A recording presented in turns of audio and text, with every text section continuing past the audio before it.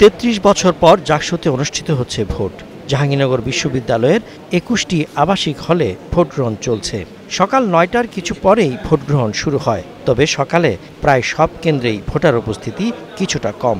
সাংবাদিক ও প্রার্থীদের উপস্থিতিতে ফাঁকা ব্যালট বাক্স দেখিয়ে ভোট গ্রহণ শুরু হয়। ভোট চলবে বিকেল ৫টা পর্যন্ত। আবাসিক হলের কেন্দ্রগুলোতে রিটার্নিং কর্মকর্তা ও নির্বাচন কর্মকর্তার পাশাপাশি নিরাপত্তার দায়িত্বে রয়েছেন আইনশৃঙ্খলা রক্ষাকারী বাহিনীর সদস্যরা।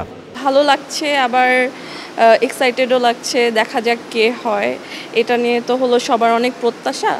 তো আমি জানি না আসলে কে কেমন কাজ করবে, কারণ মোস্টলি আমরা দেখেছি যে হয়ে যাওয়ার পরে মানুষের আসলে হুঁশ থাকে না। তো আশা করা যায় যাতে সবাই ভালো মতো কাজ করে, এটাই হলো কামনা আমাদের কাছ থেকে। প্রশাসনের সদিচ্ছা থাকে এবং প্রশাসন তারা যে প্রতিশ্রুতি দিয়েছে প্রতিশ্রুতিগুলো যথাযথভাবে পালন করে, তাহলে আশা করি সমস্যা হবে না। ৩৩ বছর পর জাকসু হচ্ছে, এটা সবার অনেক আমেজের। তো আমরা সবাই স্বতঃস্ফূর্তভাবে ভোট দিতে আসছি, তো ভোটে যাতে কোনো ঝামেলা না হয় এই আশা রাখছি। ভোট ঘিরে ক্যাম্পাস জুড়ে উৎসবের আমেজ। নির্বাচন কমিশনের তথ্য অনুযায়ী ৬৭ জন পোলিং অফিসার সহ ২১ জন রিটার্নিং কর্মকর্তা রয়েছেন। মোট ভোটার ১১,৭৪৩। এর মধ্যে ছাত্র ৬,০১৫ আর ছাত্রী ৫,৭২৮ জন। সুষ্ঠু ভোটিং ব্যবস্থা নিশ্চিত করতে ২১ জন অধ্যাপকের সমন্বয়ে গঠন করা হয়েছে মনিটরিং টিম। স্ট্রাইকিং ফোর্স হিসেবে সেনাবাহিনীও রয়েছে। কেন্দ্রীয় সংসদে ২৫ পদে লড়ছেন ১৭৭ জন। হল সংসদে প্রতিদ্বন্দ্বিতা করছেন ৪৪৫ জন। কেন্দ্রীয় সংসদে ভিপি পদে ৯ ও জিএস পদে লড়ছেন ৮ জন। আমরা এই বিষয়ে একেবারে সবাই পরিষ্কার, এবং আমাদের যারা পোলিং এজেন্ট আছে সবাইকে আমরা বাক্সগুলো ভালোভাবে দেখিয়েছি এবং তারা সন্তুষ্ট।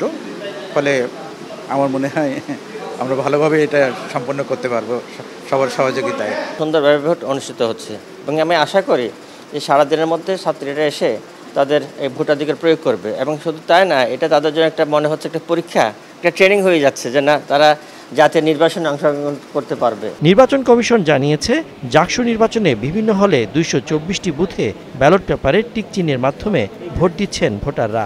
প্রতি ২০০ ব্যালট পেপারের জন্য রয়েছে একটি বক্স। কেন্দ্রীয় সংসদ ও হল সংসদের ব্যালট বাক্স আলাদা করে চিহ্নিত রয়েছে। মেশিন ও ম্যানুয়াল দুইভাবেই গণনা করা হবে ভোট। হল সংসদ নির্বাচনে বেগম সুফিয়া কামাল হলে ১৫টি পদের 10টিতে ও নওয়াব ফয়জুন্নেসা হলের 15টি পদের 6টিতে বিনা প্রতিদ্বন্দ্বিতায় জয়ী হয়েছেন প্রার্থীরা। Desk report, star news.